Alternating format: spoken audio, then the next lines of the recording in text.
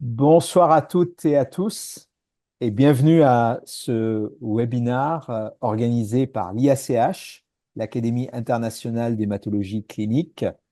Je m'appelle Mohamed Moti, je travaille à l'hôpital Saint-Antoine et l'Université Sorbonne à Paris et comme toujours, c'est un immense plaisir que d'animer et modérer ces tables rondes de l'IACH.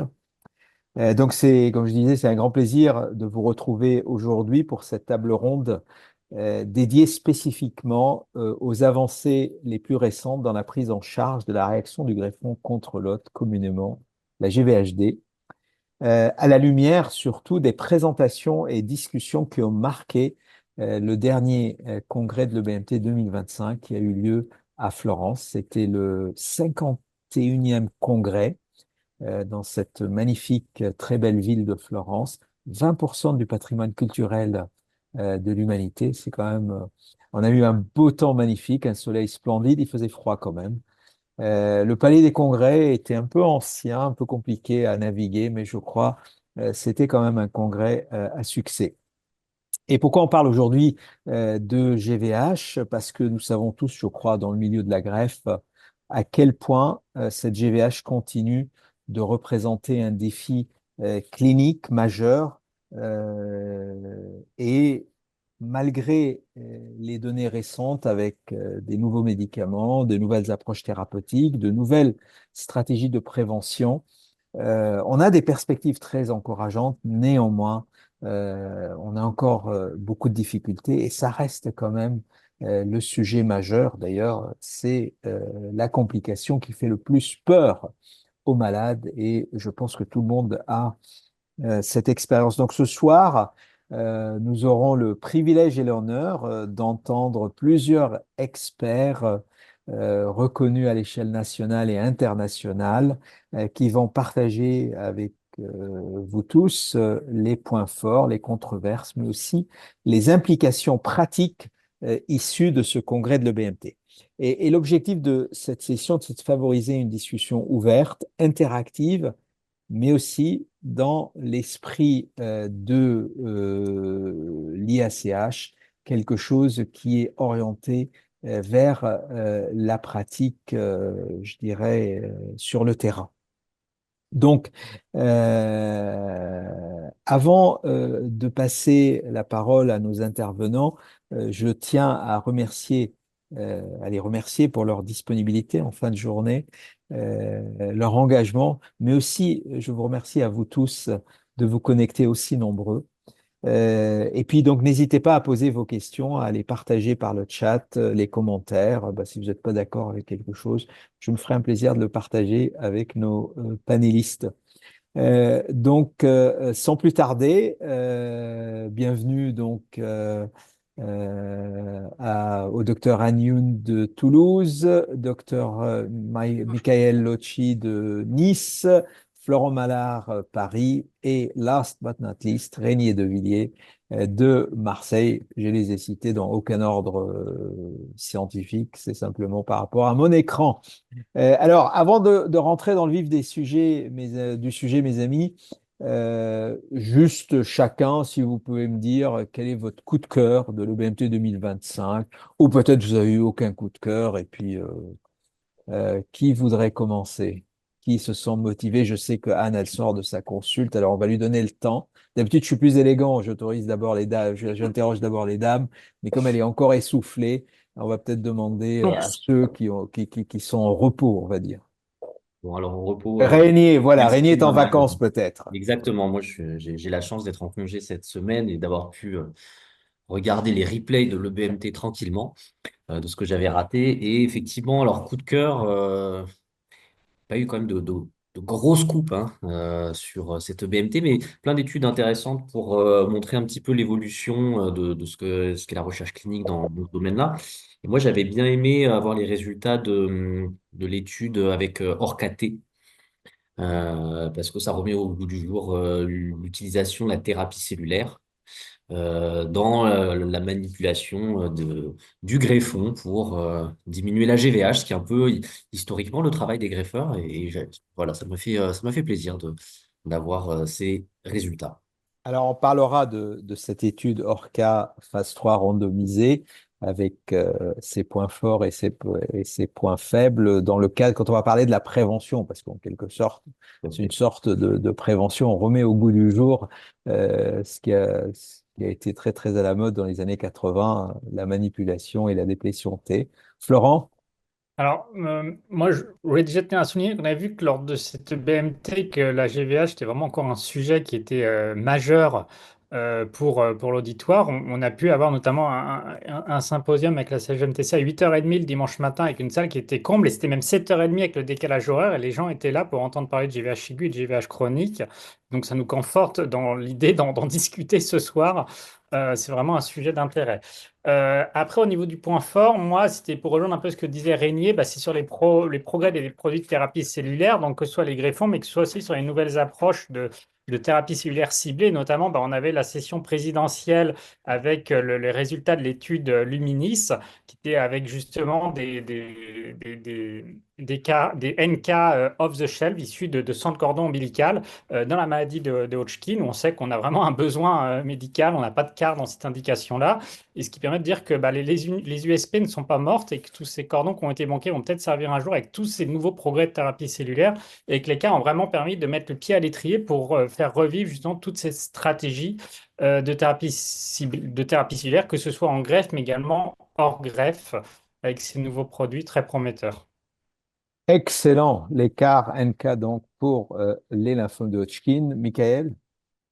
Alors moi j'étais parti sur Luminis aussi. Alors comme ça on s'était pas concerté, donc du coup je vais partir sur des études alors qui étaient pas une étude prospective, mais qui deux résultats d'études qui donnaient des résultats sur quelque chose que j'attendais depuis un moment, qui est l'utilisation de l'allogreffe pour les patients qui rechutent en post-CAR-T et chez des patients là, qui avaient reçu des bispécifiques en rattrapage post-CAR-T, des résultats que j'attendais pas mal, puisque c'est un peu la stratégie qu'on a pour les patients qui rechutent en post-CAR, avec des résultats qui sont quand même très intéressants et assez surprenants, puisqu'en fait, des bons résultats de l'allogreffe chez des patients avec un DLBCL multitraité, qui ont su des bispés, qui sont en rémission post-bispé, et finalement des patients 50% de survie, mais la principale cause de mortalité, c'est finalement les infections, et du coup, probablement une cause de mortalité sur laquelle on peut agir.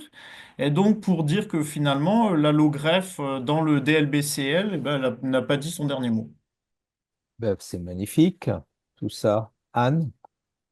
Moi, non, je serais plus, on va dire, basique, pratico-pratique, avec dans la session présidentielle l'inhibiteur de ROC, l'étude chinoise, les résultats, et puis le fait que on voit aussi, enfin, je resterai sur quelque chose qui est proche de nous, avec le belumosudil, hein, toutes ces études qui montrent l'intérêt des inhibiteurs de ROC dans la prise en charge de la GVH chronique, avec des bons résultats. C'est des choses qu'on attend. On est content d'avoir des nouveaux médicaments. Plusieurs études montrent que c'est efficace, que la ligne, on ne sait pas encore, mais que c'est efficace avec très peu de toxicité. Donc, je suis plutôt contente d'avoir ça dans mon quotidien déjà là, mais moins lointain que ce que propose Régnier ou Florent, mais on peut s'en servir d'ores et déjà et les résultats sont bons. Donc, voilà. Mais c'est très bien, mais moi, je pensais que la présidente de la SFGMTC allait me dire que la session de la SFGMTC, c'est le highlight du Alors, congrès et tout le reste. effectivement, je peux rebondir sur ce qu'a dit Florent parce que cette session a eu énormément de succès, comme il l'a dit, et les quatre présentateurs étaient vraiment très bien, que ce soit sur la GVH chronique ou la GVH aiguë. On a eu une question magnifique de Michael, donc on est, on est ravis la question était provocatrice. Non, c'était très bien. Et une très bonne session où on a pu discuter, et pour laquelle on a été félicité. Tu as raison de le souligner, Florent et Absolument, on en Mohamed. est très Merci. très fiers de la participation française parce que, outre la session de la SFGMTC, nous avions deux autres sympos, le sympo de Sorbonne Université qui était également plein et le sympo de l'IFM. Et donc, on peut être fier que les groupes français occuper, je dirais, la moitié des sympos du matin. Et on est fiers de notre nouveau président. Absolument. Et là, c'est vrai, tu as raison. On en profite pour féliciter quand même le président élu de l'EBMT, le professeur Ibrahim Yacoubaga. C'est le troisième président français de l'EBMT. Donc, on en est très, très fiers et bravo à Ibrahim s'il nous écoute. Voilà. Alors, on va passer dans le vif du sujet. Là, on va parler de prévention d'abord. On va faire ça dans l'ordre logique de la pratique, hein. On commence par prévenir avant de traiter les choses réfractaires. Et en matière de prévention, quelles sont aujourd'hui les nouveautés, ou en tout cas, quel est le standard du traitement? Est-ce qu'après cette EBMT, on va plus faire d'ATG, on va changer la pratique du post-SAI, on va les combiner? Il y a peut-être, vous avez eu d'autres recettes, on va parler de ORCA, puisque effectivement, la manipulation du greffon peut être utile. Qui voudrait commencer par nous dire le state of the art en matière de prévention? Parce que tout commence par une bonne prévention. Et l'idée, traiter une GVH aiguë réfractaire ou chronique réfractaire, ce n'est pas une fin en soi. Il vaut mieux prévenir que guérir. Qui veut commencer? Allez, Régnier, on va reprendre le même ordre. Très bien, bah, merci Mohamed. Effectivement, je partage tout à fait cet avis. Quand on arrive à faire de la prévention, si on est efficace, on réduit fortement les probabilités d'avoir ensuite des GVH sévères et ça règle quand même beaucoup plus de problèmes plutôt que de grappiller difficilement quelques pourcentages de overall response rate sur les GVH chroniques multitraités. Donc c'est là où sont concentrés les efforts. Enfin, il y a des efforts dans ce domaine-là. Est-ce qu'il y a des changements majeurs après cette EBMT? Je dirais que non. On voit des tendances qui se confirment, et en particulier l'utilisation du cyclophosphamide post-greffe de façon élargie en dehors des greffes haploïdentiques, qui, depuis les publications provenant des US sur les années précédentes, ont établi ce traitement comme un standard of care, à la fois pour les greffes à partir de donneurs apparentés à chaîne identique, mais aussi non apparentés. Euh, pour moi, il y a toujours quand même cette comparaison possible avec l'ATG qui n'a pas été réalisée sous forme de grande étude de phase 3, et donc il y a encore des questionnements. Et on voit qu'il y a des études qui ont été rapportées, notamment au sein de l'acute leukemia working party, de comparaison d'ATG versus post-side dans différents settings. Donc la question est toujours open. Euh, ce qui Là-dessus, évolue. Régnier, je me dois quand même de défendre les travaux Julia. français.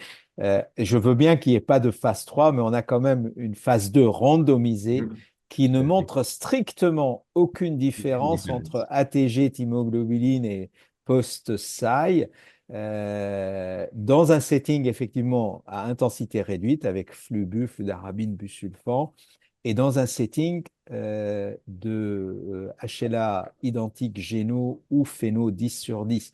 Moi, j'ai du mal. Moi, si j'étais un investisseur, ou en tout cas, je devrais avoir dépensé mon argent, je ne m'aventurerais pas sur une phase 3 quand j'ai une phase 2 randomisée nationale qui ne montre aucune différence entre les deux. Mais ça, c'est mon avis personnel, mais je veux Non, mais bien tout qu'on à fasse fait. une phase 3. Et c'est pour ça que aujourd'hui, je pense que la question est tout à fait ouverte et il est tout à fait légitime d'utiliser l'un ou l'autre. Et Ou, donc ça, ou peut-être de les combiner, des petites doses de l'un et de l'autre. tout D'ailleurs, à fait. Michael, quel est ton avis sur la post? Parce que tout le monde parle du post-SAI et le standard, c'est 100 mg kilo, mais sauf qu'on sait aujourd'hui que c'est peut-être un peu trop pour certains malades âgés, certains malades fragiles ou qui ont des antécédents cardiovasculaires. Quelle est votre pratique à Nice? Et puis, rappelle-nous un peu la situation avec ce post-SAI et ses bénéfices, mais aussi inconvénients possibles. À l'heure actuelle, le post-SAI est pour l'instant globalement réservé aux mismatched unrelated donors et aux haplodonneurs, hein, globalement, de manière un peu consensuelle pour discuter dans le matched unrelated, mais alors la dose, effectivement, 100 mg kilo, dose totale répartie sur 2 jours, qui est la dose qui avait été étudiée initialement avec les problèmes qu'on connaît de thrombopénie, de cystite hémorragique, de complications cardiovasculaires hein, qui avaient été rapportées par Rémi. Et puis ces études rapportées par l'équipe de Saint-Antoine, hein, du coup, hein, sur la diminution de la dose du post. Alors, pour être juste et équilibré, il n'y a pas que Rémi qui a Pas rapporté que, ça. pas que. Maintenant, Pas que. les Japonais ont Euh, rapporté ça, les Espagnols, il faut rendre à César ce qui revient à Ah, César. c'est ce qu'il y a, c'est non, mais finalement, les diminutions de doses sont appliquées, je pense, de manière. Alors, en tout cas, à Nice, on diminue la dose pour les sujets âgés et ou sujets avec comorbidité cardiovasculaire. Il y a d'ailleurs eu une étude hein, qui a été présentée, étude rétrospective chez des patients qui avaient reçu du post-SAI, des patients avec comorbidité cardiovasculaire comparé à des patients sans comorbidité cardiovasculaire. Alors ça, toutes les limites des études rétrospectives de registre qu'on connaît, hein, mais finalement des outcomes qui sont identiques entre patients avec comorbidité cardiovasculaire versus pas de comorbidité cardiovasculaire qui ont reçu du post-SAI. Donc ça confirme un peu qu'on peut faire du post-SAI même chez des gens qui ont des antécédents cardiovasculaires. Mais nous, à Nice, on a décidé de réduire la dose du post-SAI dans cette population, sans différence en termes d'incidence de GVH de GVH aigu de grade 2 à 4 ou de GVH chronique modéré ou sévère. Alors, quand tu dis réduire la dose, quelle est votre dose, histoire Alors, de... ce qu'on fait, hein, c'est du 35 mg kilo deux fois. Hein. C'est la même chose donc aussi, puisqu'on a un PHRC hein, que Rémi pilote et qui va être lancé bientôt. Enfin, c'est en cours de soumission réglementaire, où effectivement, on randomise cette histoire de dose. Très bien, Anne, ou Nous, Florent, je ne sais pas qui. Vas-y, nous, vas-y, Anne. alors nous, on a participé bien sûr à l'étude d'Eolia et on tient à participer à celle de Rémi parce qu'à chaque fois, je trouve que ce sont des études qui sont vraiment pertinentes par rapport aux questions que l'on se pose euh, au jour le jour. Donc, certes, il y a une équivalence entre le PTCI et l'ATG, donc comme l'a montré Eolia, mais nous, il n'empêche que pour le moment, le PTCI n'est pas rentré dans les mœurs, dans le fait de l'utiliser chez un patient MUD de 10 sur 10 ou 12 sur 12 systématiquement. Enfin, d'ailleurs, on ne l'utilise pas, on est resté quand même très classique avec l'ATG à cause des toxicités qu'on avait observées. Alors, je trouve qu'on a fait aussi beaucoup. Il y a aussi une marge de progression dans l'APLO, dans l'utilisation du PTCI qu'on a vu depuis quelques années. Et autant au départ, c'était quelque chose, une plateforme qui n'était pas facile à utiliser hein, dans tous les jours. Et puis en fait, petit à petit, les choses, on est moins embêté par les CIRS, on est moins embêté par les complications cardiovasculaires, etc. Même s'il reste toujours cette cystite hémorragique et les complications infectieuses qui sont quand même bien plus importantes, je trouve, avec le PTCI, avec cette plateforme plutôt qu'avec les autres formes de prophylaxie. Donc, je ne sais pas si vous, vraiment, dans vos pratiques sur du phéno 10 sur 10, il est rentré dans votre vous utilisez le PTCI, ce serait intéressant que vous me disiez si vous, c'est évident.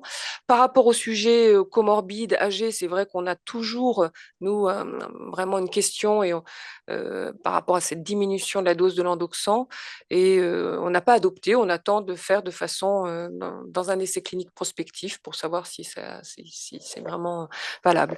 Après, si on reste sur la prophylaxie, je ne sais pas comment tu voulais faire, Mohamed, je voulais souligner quand même l'étude rapportée par Edouard hein, sur le BIG, sur la randomisation R2 dans les, euh, dans les conditionnements d'intensité réduite, donc cyclosporine plus MMF versus cyclosporine seule.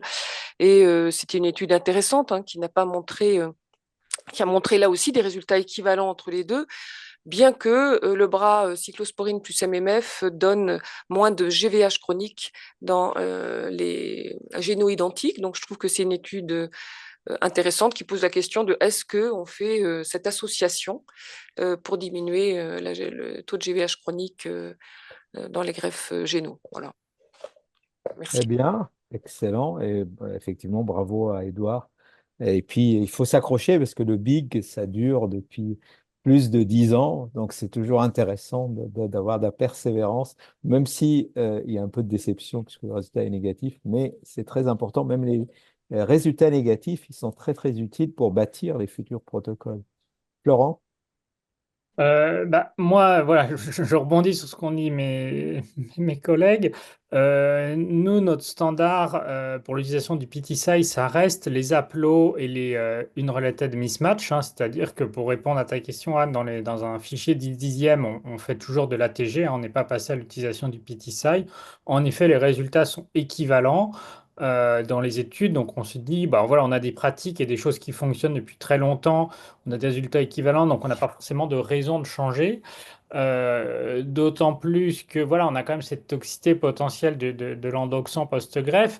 Et comme on en a discuté justement pendant le BMT, de l'ATG, on n'a jamais eu de toxicité aiguë qui a tué un patient. Par contre, du PTSI, ça a pu nous arriver quand même d'avoir des toxicités aiguës qui conduisent le patient en réanimation, etc. On a quand même ce risque de complications aiguës avec le PTSI qui peut compliquer la procédure de greffe, même si à l'arrivée, il n'y a pas de différence de survie globale entre les groupes et notamment sur l'étude de phase 2 randomisée qui a été conduite. On a quand même un management qui peut être un petit peu plus délicat. C'est la première chose.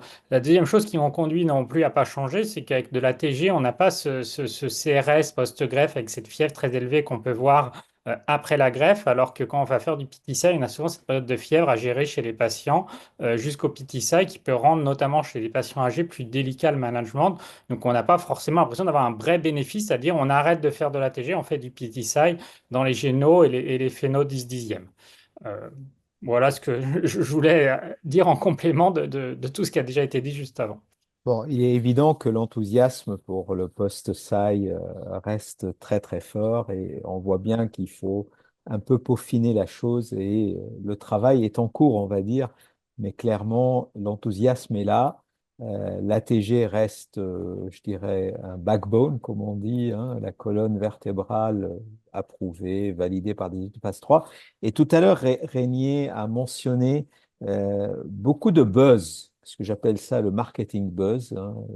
Nos collègues industriels sont parfois très forts à créer le buzz, notamment les petites biotech, parce que bien évidemment, il y va de leur survie. Donc, sur cette fameuse étude ORCAT, donc qui était en communication orale. Alors, je rappelle à l'auditoire, pour ceux qui n'ont pas suivi de près, alors c'est une étude randomisée qui a eu lieu aux États-Unis qui est une manipulation de greffons. Alors, je ne vais pas rentrer dans les détails, mais en gros, on trie les Treg, on les réinjecte dans l'idée de diminuer l'incidence de la GVH chronique. Et en fait, son endpoint primaire à cette étude, il est assez intéressant puisque c'est un endpoint composite qui est celui de la combinaison de la survie, mais aussi la survie sans GVH chronique modérée ou sévère, c'est-à-dire celle qu'on traite. Alors la particularité, c'est que c'est dans le setting myélo-ablatif, donc des malades relativement jeunes. Et moi, je l'ai écouté et puis j'ai pris quelques petites notes. Pour moi, cette étude, elle a quand même pas mal je dirais, de faiblesses parce que c'est une étude randomisée de phase 3, mais paradoxalement, le nombre de malades inclus est quand même pas extraordinaire. Donc, je ne sais pas trop, on attend le papier s'il sera publié bientôt. Euh, le nombre de malades inclus, il est relativement faible, hein, de l'ordre de 90 dans chaque bras. Alors effectivement, il y a une grande différence. Alors à un an, donc le follow-up est très court, on a 78% de patients dans le bras expérimental avec ORCAT qui sont vivants sans GVH chronique versus 38%. Là où le bas blesse, c'est que le bras contrôle, et ce sont des malades qui ont eu des donneurs phénoidentiques, c'était uniquement tacrolimus méthotrexate. Donc, il n'y a pas d'ATG, ce qui ne correspond absolument pas à la pratique pour nous en France. Et donc, effectivement, le bras contrôle étant très faible, forcément, vous montrez une différence importante. En fait, il n'y a pas de différence si on prend la survie globale, puisque c'est 94% versus 83% avec ce follow-up. Il n'y a pas de différence, en fait, si on considère la LFS, la Leukemia Free Survival. Et par contre, on n'en parle pas beaucoup dans le buzz, mais quand même, j'ai déniché qu'il y a quand même 43% d'infections de grade 3, supérieur à grade 3, dans le bras orcaté. Donc, en fait, manipuler les T, bah, c'est peut-être aussi une reconstitution immunitaire un peu moins importante. Alors, Régnier, comme tu l'as retenu comme highlight, alors moi, j'ai essayé d'être l'avocat du diable, hein. J'ai souligné les faiblesses, mais peut-être tu peux aussi nous dire l'importance. Et je rappelle, alors Régnier était vraiment très très jeune, mais à Marseille, c'était la première étude publiée dans Lancet en 1987 sur la T-déplétion par le professeur Maraninki, étude randomisée. Il y a un historique dans la manipulation des lymphocytes et des greffons à Marseille. Oui, tout à fait, Mohamed. Mais effectivement, non, mais je te rejoins tout à fait sur le design et l'applicabilité en fait de ces résultats à la population qu'on traite aujourd'hui. Euh, donc cet endpoint composite, tout d'abord, qui est un peu inhabituel hein, pour un endpoint de phase 3, qui est presque pour moi un artefact, hein, un artefact, pardon, une méthode statistique qui permet de réduire le nombre de patients, puisqu'on a beaucoup plus d'événements. Mais en réalité, la différence en CRFS, il l'appelle, est due uniquement à à la baisse de la GVH chronique modérée à sévère. Donc, en fait, on peut faire le même calcul sur l'incidence de GVH. Et effectivement, c'est là qu'on a une différence importante qui est de 44 versus 13%. Donc, c'est vrai qu'il y a une réduction qui est très, très nette. Et pour moi, il est là le résultat important, c'est de dire qu'aujourd'hui, il y a de la place encore pour manipuler les cellules pour diminuer la GVH. Après, Mais à l'inverse, Régnier, tu dis il y a 44% de GVH chronique modéré ou sévère. Moi, je vais interroger Michael, Florent et Anne. Est-ce qu'aujourd'hui, chez nos malades, dans ce que vous faites au quotidien, vous avez 44% de GVH pas chronique? du tout. Pas du tout. Voilà, c'est là, Non, mais clairement, pour c'est là moi, où on ne dépasse jamais les 20%. jamais. Dans toutes les études avec du PTSI, alors avec la TG également, mais en particulier avec du PTSI, et notamment ce qui avait été décrit dans les études US publiées avec le cyclophosphamide post-greffe, eh ben, c'est des résultats qu'on a aussi dans ces eaux-là, entre 10 et 20% de GVH modéré à sévère. Donc, trouver sa place d'Orcati dans le paysage actuel, sur la base de cette étude, à mon avis, c'est très compliqué. Mais je trouve que le principe, en fait, montre qu'il y a peut-être quelque chose à faire et notamment en combinaison. Alors, est-ce que avec le PTSI, est-ce qu'il faut le faire avec d'autres immunosuppresseurs que tacrométaux? Donc là, il y a des questions. Et notamment, est-ce que ça va être exportable à une population plus âgée et qui recevra du RIC? Peut-être que là aussi, il y a des choses qui pourront être intéressantes.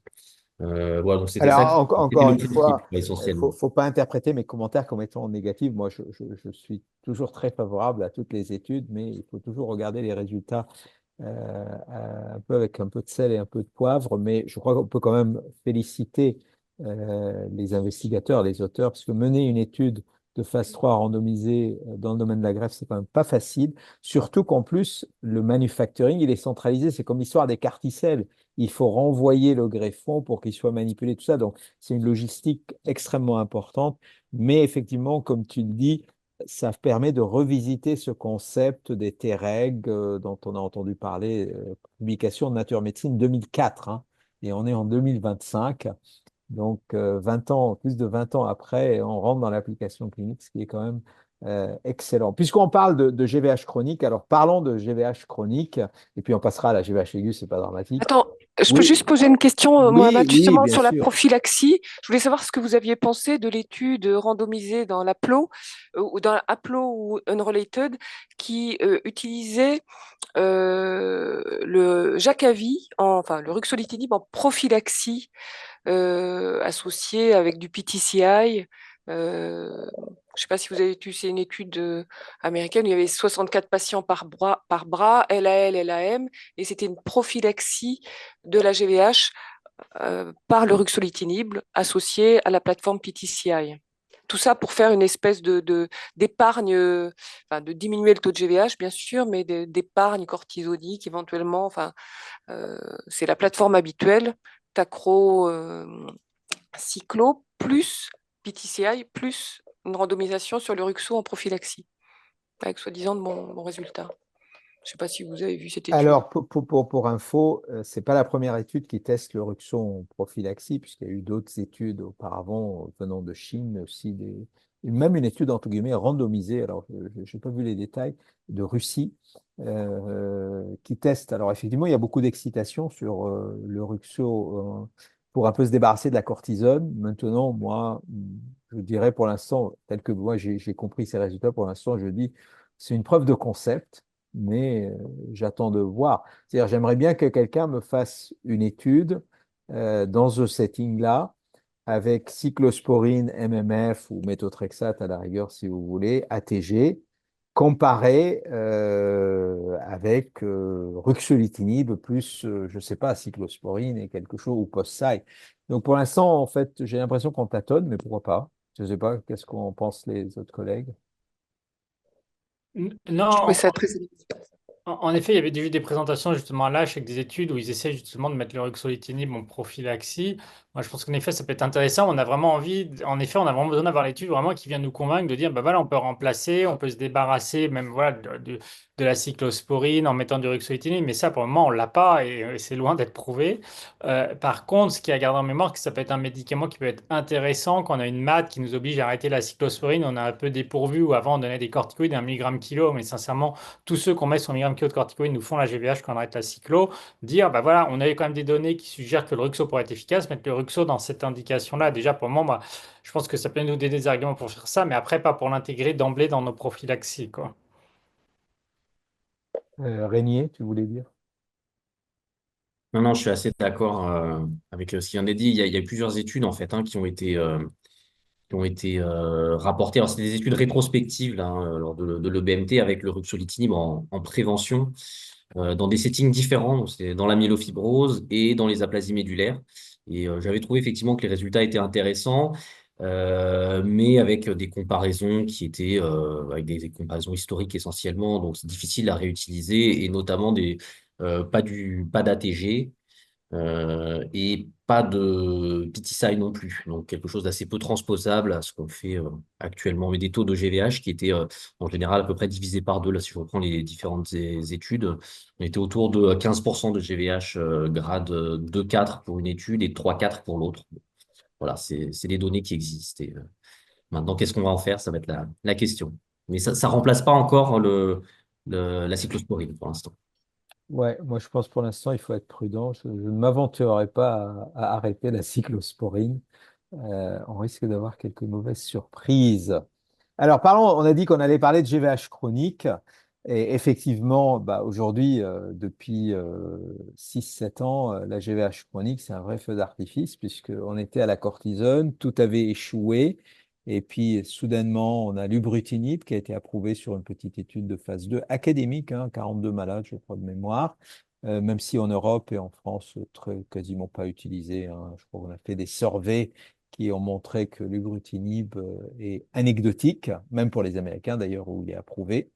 Ensuite, bah, est arrivé, grâce à l'étude REACH 3, le ruxolitinib, comme dans la GVH aiguë réfractaire, bah, on a le ruxolitinib dans la GVH chronique cortico-réfractaire.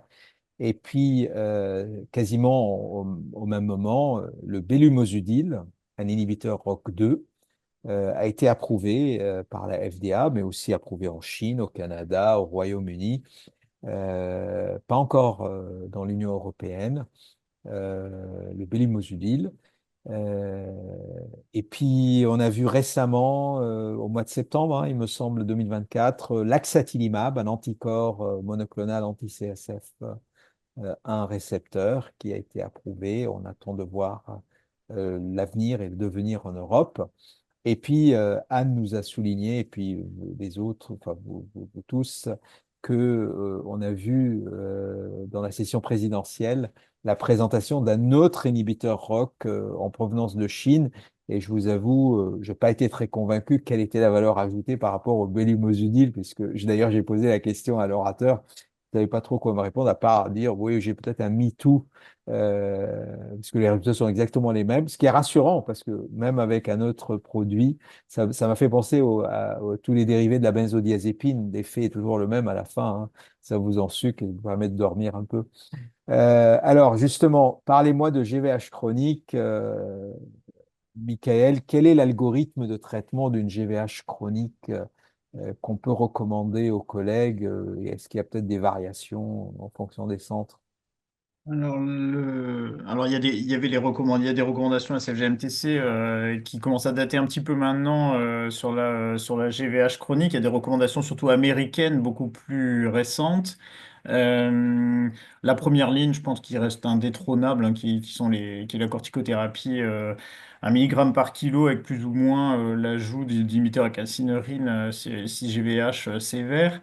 Euh, la deuxième ligne, je pense, est assez consensuel maintenant avec les résultats de Richo 3, puisque le ruxolitinib a l'air quand même quand on se balade dans les sessions, que ce soit la SH ou le BMT, ça a l'air quand même d'être de la deuxième ligne hein, de référence pour de nombreux centres en tout cas. Et puis c'est sur la troisième ligne que les choses varient un petit peu, même si le Bélumosudil quand même, avec les résultats à la fois donc de l'essai clinique, mais surtout on a eu beaucoup quand même de résultats de vraie vie maintenant, avec même les Américains qui ont présenté une étude comparative Bélumosudil versus bras standard avec une étude bras standard rétrospective euh, qui montre un avantage du Bélumosudil par rapport à ce que vous auriez fait en troisième ligne. Donc voilà, je dirais que même aux États-Unis, peut-être que le librutinib va finalement finir par être détrôné par le Bélumosudil qui a l'avantage de combiner une efficacité très intéressante avec très peu de toxicité, même en vraie vie. Et en effet, peut-être, Florent, tu peux en parler. On est très fiers que l'expérience compassionnelle française vient d'être acceptée pour Oui, oui, mais publication. Et c'est Michael qui a présenté le poster à l'EBMT d'ailleurs, donc je vais peut-être laisser bah, Michael s'il peut rapporter sur les données de vie réelle françaises. J'ai pas osé le dire, mais non, mais effectivement. Alors, ce qui était assez, pour parler nous, dans notre étude française de vraie vie, donc non seulement ce qui est très intéressant, c'est qu'en termes d'efficacité, finalement, on retrouve l'efficacité des données de Rockstar sur une cohorte qui est à l'heure actuelle la cohorte de vraie vie qui a le plus grand nombre de patients, hein, puisqu'on avait plus de 60 patients, et même la cohorte espagnole et la cohorte canadienne qui étaient présentées cette année à l'EBMT, également en poster de vraie vie, avaient un petit peu moins de patients. Ce qui était intéressant, c'est que finalement, on retrouve les données d'efficacité de Rockstar, les données de safety qui ne montrent pas de nouveau signal de safety et une failure-free survival à 1 an, qui dans la cohorte française est particulièrement élevée puisqu'elle est de 80%. On est un petit peu moins, on est un petit peu moins sur la cohorte américaine de l'essai comparatif, puisqu'ils sont à un petit peu plus de 60% de failure-free survival à 12 mois, mais dans la cohorte française, voilà, ce qui est important, c'est qu'on reproduit les données de Rockstar en efficacité, en safety, et avec une failure-free survival à 1 an qui est à 80%. Donc, alors, moi, ce qui m'a marqué dans ce travail de la série française, c'est que non seulement on retrouve les résultats de Rockstar, ce qui est plutôt rassurant, mais surtout, presque on fait mieux parce que les malades sont beaucoup plus avancés.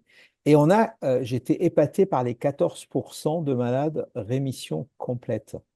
Parce que quand même, quand on voit le nombre de lignes de traitement qu'ils ont reçues et qu'on arrive à avoir 14% des malades en rémission complète, j'étais plutôt épaté. Et ça souligne, et tu le disais facilement, le médicament, il est par voie orale, facile à utiliser, très bien toléré. Alors d'ailleurs, pendant le Sympo que j'ai eu l'honneur de modérer là-dessus, euh, le dimanche. Il y a eu une question que le seul effet secondaire, c'est la fatigue. Comment on explique la fatigue? Alors moi, j'ai répondu que chez un patient allogreffé, la fatigue, euh, si quelqu'un connaît l'explication exacte et comment y lutter, ça serait fantastique.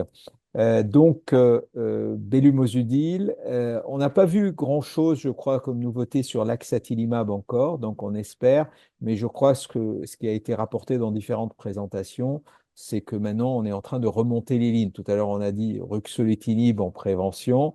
Belumosudil est en cours actuellement en première ligne de traitement, hein, une étude, je crois comment elle s'appelle, Rock'n'Roll, hein, c'est ça? Rock'n'roll, oui.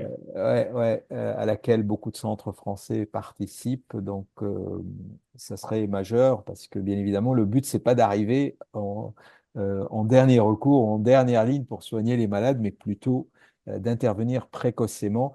Et la particularité du Belumosudil, et c'est pour ça que je pense ce que tu disais, Michael, l'excitation aux USA, c'est que on a un médicament qui tape sur les deux mécanismes inducteurs de GVH chronique, à la fois l'inflammation, mais à la fois la fibrose, ce qui n'est pas forcément le cas du ruxolitinib, qui est plutôt un anti-inflammatoire, on va dire, hein. D'ailleurs, certains disent que le Ruxo, c'est peut-être l'aspirine la plus moderne, la plus efficace, et elle est étudiée dans d'autres phénomènes anti-inflammatoires. D'ailleurs, la famille anti-JAK, inhibiteur JAK, dans l'auto-immunité, elle explose actuellement.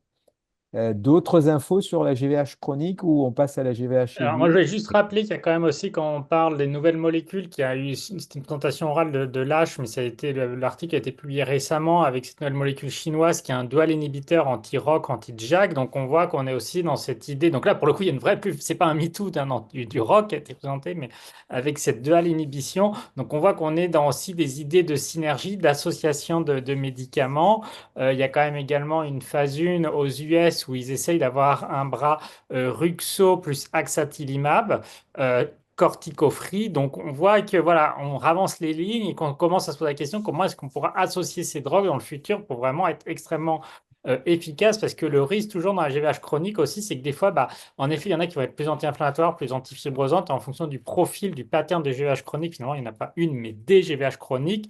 Une drogue peut être plus efficace que l'autre, et ce qui a pu conduire également à des essais négatifs, parce que finalement, c'est négatif en phase 3 randomisée, mais en fait, quand on regarde un sous-groupe de patients de 30%, bah, c'est positif sur cette catégorie particulière. Donc, on voit que voilà, il s'interroge à la fois sur les designs d'études et sur l'intérêt potentiellement d'associer ces médicaments pour être sûr d'être efficace. Et donc, c'est extrêmement prometteur pour le futur de nos patients GVH chroniques. Oui. Super. Moi, Anne? je voudrais renchérir sur ce que vient de dire Florent, parce qu'on vit quand même un truc formidable, je trouve, par rapport à la GVH. Et moi, qui suis sûrement la plus vieille de vous tous, je vois quand même des patients Mais avec non, des mais GVH non, chroniques, mais si, si, si, non, si, tu es mais toute des GVH chroniques jeune. vraiment très, très handicapantes, avec des qualités de vie encore aujourd'hui très mauvaises. Et je suis vraiment heureuse de voir, un petit peu comme dans la LMC, hein, les choses qui changent, c'est-à-dire que bientôt, avec un comprimé ou deux, la vie de nos patients va changer, leur qualité de vie aussi. Donc, bon, pour reprendre en pratique, là, pour les gens qui nous écoutent, c'est vrai on traite encore avec la corticothérapie la plupart du temps nos GVH chroniques, mais on commence maintenant le Jakavi, hors protocole, on a le Jakavi, on essaye de très vite remplacer la cortisone par le Jakavi et d'épargner, mais aujourd'hui, on a le Belumosudil, l'axatilimab qui va arriver, on ne sait pas encore comment on va le placer par rapport au Belumosudil et au Jakavi. Et puis, on croit aussi aux associations, comme l'a dit Florent, hein, on ne sait pas encore comment on va tuiler les traitements ou les associer, mais on est en train de vivre toute cette époque et il y a beaucoup de choses qui sont en train de donner des résultats. Voilà, je voulais juste rajouter ça sur la GVH chronique, ça va être un peu pareil sur la GVH aiguë. Excellent. Allez, on va passer alors à la GVH aiguë. Et ben, je vais poser la question à Régnier pour lancer le débat par rapport aux nouveautés et l'actualité. L'algorithme de traitement d'une GVH aiguë aujourd'hui, j'ai l'impression que ça n'a pas beaucoup changé. On reste sur la cortisone, mais peut-être que il y a peut-être des recettes. Je sais que maintenant, beaucoup de collègues introduisent le Ruxo très rapidement, en fait, ou même conjointement. Je sais pas. Rappelle-nous un peu l'état de l'art. Alors, c'est vrai qu'aujourd'hui, on n'a pas encore de résultats de phase 3 à grande échelle qui a fait changer le standard de traitement qui reste la corticothérapie en première ligne, 2 mg par kilo pour les GVH aigus. Effectivement, on attend tous avec impatience aussi votre étude menée par Saint-Antoine avec la randomisation du méthotrexate, pour savoir si effectivement on peut changer le standard de première ligne. Euh, Alors, maintenant que l'IPC, on a fait les derniers monitoring, on va pouvoir analyser les données bientôt. Ouais, il fallait que je la glisse, celle-là. Mais et Régnier tout nous à a fait, aidé tout à fait, beaucoup. je suis bien au fait. Euh, Effectivement, maintenant qu'on a quand même des alternatives thérapeutiques à la corticothérapie et qu'on sait la morbidité de ce traitement au long cours, on a envie quand même d'associer rapidement, de changer rapidement quand c'est pas efficace, et notamment quand il y a des atteintes digestives, qui sont voilà, les atteintes fréquentes et graves de la GVH aiguë. Dans ce contexte-là, on reste sur quelque chose d'assez classique, cortisone première ligne, Ruxo dès que possible en seconde ligne, dès qu'on n'a pas eu un traitement avec une réponse optimale. Et puis après, il y a le choix. Et notamment, il y a des choix d'association déjà qu'on peut faire dès la deuxième ligne, éventuellement sur des GVH sévères sur le plan digestif, puisqu'on peut avoir un accès précoce pour de la TMF dès ce moment-là. Donc ça, c'est quelque chose peut-être qui change. Et effectivement, c'est pas un standard de traitement, mais c'est des possibilités. Et puis on a cette étude là avec la praglutide qui a été présentée à l'EBMT. Voilà, donc c'est cet analogue du glucagon-like peptide 2 qui a pour but d'aider à la régénérer le trophisme des cellules de Paneth, des cellules stem cell intestinales, en association au ruxolitinib en deuxième ligne de GVH aigu, donc corticoréfractaire. Bon, alors il n'y a pas de bras de comparaison, il y a peu de malades, mais bon, voilà. Est-ce que ça peut aider? Donc, on voit qu'il y a de l'investigation autour du rajout de nouvelles drogues qui ne sont pas des immunosuppresseurs, TMF, apraglutide ou autres. Bon, pour l'instant, il y a Tout en des sachant que résultats. personnellement, bon, j'ai écouté la présentation de Robert Zeisser qui a contribué énormément à ce domaine, hein, et qui continue. Maintenant, bon, bien sûr, on me dit toujours qu'il faut jamais comparer les études entre elles parce que les populations sont différentes. Mais si on compare les chiffres, Ouais, c'est pas faux. l'association par rapport à Ruxosol ne fait pas mieux. On n'a Non, pas, il n'y a pas un effet waouh. Mais non, bon, c'est 55%. ouais. Voilà. Donc, alors qu'on est à 60% avec Ruxosol. Non, non, mais tout à fait. Donc c'est pour ça que moi j'ai trouvé ça un petit peu décevant et enfin décevant. Donc, c'est des choses à investiguer, je pense, des nouvelles drogues en combinaison le plus tôt possible. Maintenant, on n'a pas de quoi changer les standards, à mon sens, actuellement. Alors bon, je ne peux pas m'empêcher quand même de dire qu'aujourd'hui, quand même, la plus grande avancée qu'on a, à mon sens, dans la GVH aiguë corticoréfractaire, c'est quand même la microbiothérapie, la modulation du microbiote. Alors certes, l'étude ARES, qui est une étude de phase 3 d'enregistrement, n'est pas encore publiée, mais on a vu un press release, un communiqué de presse sur les résultats. Et je demande à Michael, parce que je crois Nice inclut beaucoup de malades là-dedans, hein, vous êtes des champions à Nice, parce qu'a priori, le beau temps, le soleil ne prévient pas la GVH. Vous en avez encore. Je On pense que c'est pensait que surtout, alors c'est le régime alimentaire méditerranéen qui doit être responsable des GVH résistantes à la prophylaxie. Toujours est-il qu'effectivement, le microbiote fécal, le transfert de microbiote fécal en traitement de la GVH aiguë, ça semble quand même être une option extrêmement efficace, notamment donc dans le cadre de l'étude ARES, c'était les patients qui étaient en échec du ruxolitinib. Et donc, en troisième ligne de GVH aiguë digestive, l'option de choix semble quand même être le transfert de microbiote fécal qui sera probablement l'option. Alors, je peux pas le dire encore officiellement, mais il y a les recommandations de la SFGM qui vont sortir sur la troisième ligne de GVH aiguë, et notamment dans la GVH aiguë digestive, la TMF sera l'option envisagée pour les GVH aigus. Il y a eu une étude qui a ce été d'autant plus, pardon d'interrompre, en dehors de l'étude ARES, on est aussi champion en France avec un programme compassionnel de plus de 150 malades qui montrent des résultats époustouflants. Pardon. Impressionnant. Non, non, non, non. Et dans le domaine du microbiome, hein, il y a eu une étude rapportée sur une espèce bactérienne particulière d'anaérobie et son effet positif dans la GVH aiguë, là, à l'EBMT. Donc il y a pas mal d'engouement pour la TMF et d'autant plus que ça fonctionne très bien avec des résultats d'études ARES. Effectivement, un press release très très encourageant. On attend maintenant la publication de l'article et la publication des recommandations de la SFGNTC, troisième ligne de GVH aigu digestive qui va voilà, pour en confirmer ça. Anne, tu voulais rajouter quelque chose? Je n'ose pas parler avec Florent, qui quand même, c'est celui qui parle le mieux de l'utilisation, enfin avec Michael, bien sûr, parce qu'on vient de l'entendre, mais de Non, mais ils l'utilisation. sont tous les deux respectueux de Madame la Présidente, quand même. Arrête. Non, arrête. Mais je trouve que oui, alors la TMF, nous, enfin, nous avons participé dès le départ parce on a toujours beaucoup cru à cette forme de greffe, en tout cas de greffe du microbiote. Dès qu'il y a greffe, en fait, on est tous excités. Exactement. Et on a participé aussi à cette prophylaxie. Au tout départ, c'était quoi? Odyssée, je crois, dans la leucémie aiguë myéloblastique. Euh, Aujourd'hui, comment ça s'appelle? Phébus, etc. Tout ce qui est préventif et Alors, évidemment. Phébus, c'est l'étude randomisée phase 3 internationale européenne en prévention, parce qu'on ne l'a pas cité, Exactement. qui est en Donc, dans cours. la prévention Dans les- et évidemment dans le curatif. Et que vous rapportez très très bien. Donc je trouve que c'est quelque chose qui nous apporte beaucoup, avec d'excellents résultats.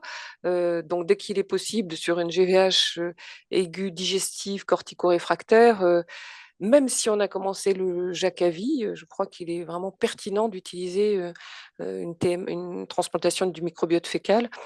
Dans la GVH aiguë cutanée, par exemple, je pense que l'association Jakavi, enfin, puisqu'on remonte très très tôt maintenant le Jakavi, certes on utilise la corticothérapie à 1 ou 2 mg par kilo, mais le Jakavi intervient vite, même si il n'est pas stricto sensu cortico-réfractaire, mais corticodépendante, ou si on veut épargner assez rapidement, je pense qu'on a tous pris cette habitude d'utiliser le Jakavi, mais la photothérapie extracorporelle me semble aussi une méthode différente, mais très intéressante. Et dans les traitements nouveaux, mais un peu anciens quand même, c'est les cellules souches mésenchymateuses. Je trouve que c'est une optique très intéressante qu'il faut utiliser. Il faut participer, bien sûr, dans le protocole prospectif qui est IDUN en ce moment, que l'on a, et auquel on participe, qui est un protocole que je trouve très intéressant, qui est assez précoce en fait aussi dans le traitement. Et je trouve que toutes ces thérapies cellulaires ou on va dire microbio-thérapiques sont vraiment particulièrement intéressantes et changent la donne par rapport aux médicaments.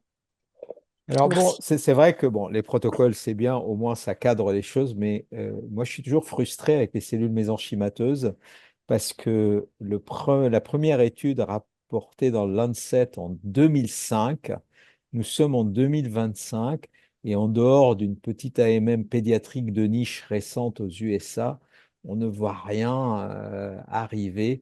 Florent, peut-être un commentaire là-dessus, parce que bon, déjà la définition d'une cellule mésenchymateuse, c'est pas très bien connu, mais je vais laisser Florent peut-être commenter Alors, là-dessus. oui, alors les cellules souches mésenchymateuses, on peut dire, voilà, depuis 20 ans, il y en a bougé, mais on pourrait dire les carticelles, dans les années 80, personne n'y croyait. Et finalement, maintenant, c'est du standard. Donc, il ne faut pas non plus, voilà, Ah tout non, non, non, non, moi changer j'essaye. du pain. Le rôle du Voilà. modérateur, c'est un peu de prêcher En le effet, faux mais pour moi, avoir le vrai, hein. exactement. Et donc, on est là aussi pour provoquer un petit peu de notre côté. Euh, on a en fait, c'est dans la mouvance, on est en train de faire revivre tout ce qui est l'immunomodulation. On a le transfert de microbiote fécal, où on a un traitement plus immunomodulateur. Je me permets de souligner, on a parlé beaucoup que ça allait être peut-être recommandé dans la GVH aiguë digestive en troisième ligne, mais on a et en effet, c'est dans ce cadre-là que ça a été investigué, mais il y a des patients avec des GVH cutanées et hépatiques également, en plus de leur atteinte digestive, qui ont eu de la TMF, on a un effet systémique du traitement.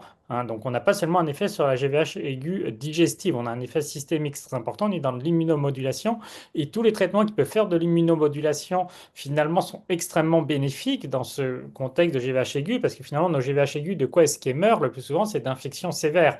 Et quand on venait jusqu'à avant rajouter des lignes d'immunosuppresseurs les unes après les autres, bah, finalement, notre patient, au-delà de sa GVH, il mourrait d'infections gravissimes. Et donc, les cellules souches mésenchymateuses, dans ce cadre de traitement immunomodulateur, à partir du moment où on peut avoir des traitements standardisés, peut être intéressante. On vient de rapporter une expérience là au niveau de l'EBMT avec 5 ou 6 centres traités par cellules souches mésenchymateuses avec justement bah, des résultats hein, bon, qui sont ce qu'ils sont. On est toujours aux alentours de 50% de taux de réponse globale. Mais la limite majeure de cette étude, c'est que ces 6 centres, c'est de l'oligocentrique et chacun a son mode de production de CSM différent. Donc, on a besoin d'avoir quelque chose d'un peu mieux standardisé, comme avec les carticelles, d'avoir quelque chose bah, voilà, de standardisé, d'immédiatement disponible, comme ça a pu se faire maintenant pour le transfert de microbiote fécal avec un accès précoce, quelque chose de standardisé. Donc, il y a un protocole, comme l'a dit Anne, qui est en cours. Donc, on attend de voir ce que ce protocole donne. Mais je pense qu'il ne faut pas enterrer les choses. Et surtout, c'est que des approches qui peuvent probablement être complémentaires avec des approches d'immunomodulation qui vont probablement s'avancer dans les lignes de traitement. Là, la TMF et CSM, ça vient se positionner en ruxo-réfractaire, mais probablement qu'on aura un effet justement potentiellement synergique avec le ruxo, on va les positionner en même temps, et puis de voir après, voilà, deuxième, première ligne. Voilà, comme dans la GVH chronique, on ravance tout, quoi. Bah, écoutez, c'est quand même fantastique. Vraiment, c'était passionnant. Nous arrivons donc à la fin de cette table ronde passionnante qui a été consacrée aux avancées les plus récentes en matière de GVH, telles qu'elles ont été présentées au congrès de l'EBMT 2025 qui a eu lieu à Florence la semaine dernière. Nous sommes le 9 avril. Je tiens à remercier donc très chaleureusement nos intervenants pour la qualité du débat, la rigueur scientifique, l'intégrité, c'est très important. Et puis, bien sûr, la richesse des échanges. Et puis, peut-être on n'a pas résolu tous les problèmes, mais nous avons pu revisiter des données majeures, discuter de nouvelles perspectives thérapeutiques, telles qu'on vient d'entendre, et puis mieux appréhender les défis actuels dans la prévention, mais aussi le traitement de la GVH, qu'elle soit aiguë ou chronique. Donc, un grand merci donc aux panélistes. Un grand merci également à vous toutes et tous connectés parce que vous avez participé avec attention. J'espère avoir bien tenu compte de vos questions et commentaires en dirigeant un peu le débat et tout cela a enrichi nos discussions tout le long de la session. Ce webinaire s'inscrit dans l'engagement continu de l'Académie internationale d'hématologie clinique, l'IACH, à promouvoir la diffusion du savoir, le dialogue interdisciplinaire et la mise en valeur des avancées cliniques au service des patients. Et je suis heureux, alors même si ce n'est pas très pertinent pour le public francophone, je suis heureux de vous annoncer que d'ici 2 semaines, nous allons lancer l'IACH en chinois et l'ISCH en espagnol. Et donc, en combinant le chinois, l'espagnol, l'anglais et le français, on espère quand même pouvoir couvrir la grande majorité des hématologues de la planète, ce qui va permettre, je pense, encore plus de promouvoir notre slogan qui est l'hématologie sans frontières par l'IACH. Sans Donc, augmenter les droits de douane. et puis nous, on n'a pas de droit de douane, Pas de guerre commerciale. c'est zéro droit de douane, c'est l'hématologie sans frontières par l'IACH. Donc, j'espère que cette session vous aura apporté des éclairages utiles et des pistes concrètes à intégrer dans la pratique quotidienne. Et puis, en attendant de vous retrouver pour de prochains événements scientifiques, toutes les semaines, on a 2, 3 activités éducationnelles avec l'IACH. Je vous souhaite à toutes et à tous une excellente soirée, une excellente continuation, mais surtout, restez curieux, ne cédez pas au brouhaha ambiant, restez curieux, engagés, passionnés. Merci et à très bientôt. Merci. Merci, Mohamed. Merci beaucoup. Merci. Merci.